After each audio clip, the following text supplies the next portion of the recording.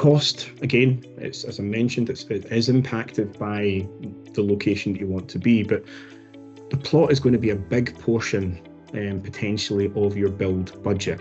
So try not to think of the two things in isolation.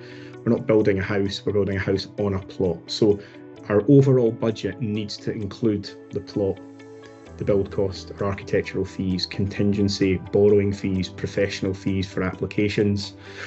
And this, we can only really get this total number by speaking to an expert. We need to speak to a finance expert really, really early on in the process. And again, I would recommend that that's done before you speak to architects and designers, that we're speaking to somebody. Again, we work with BuildStore predominantly. They've got the biggest access to the best products and best support for our clients. So speak to somebody there who can work out what your total budget and your total amount that you can finance, because remember that you can budget, or you can borrow against the purchase of the land as well.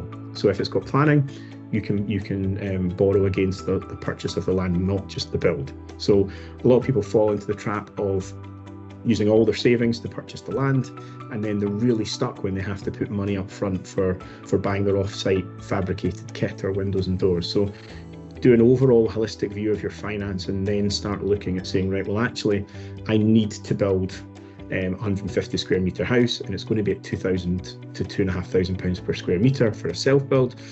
Therefore, this leaves me with 100,000 or 150,000 to buy the plot. So think about that in first principles. Big things that will impact the cost, again, we mentioned it earlier: location, the actual size of the plot that you need, and whether or not it has any form of planning approval. And we'll talk about that in a little bit more detail. If it has no planning approval, it's going to be far more cost effective, well, far cheaper. Cheaper isn't, very rarely is better, and it will come with far more risk. So if you're looking at plots that are £20,000–£25,000, there's going to be very little chance that that has planning approval or planning policy to support it.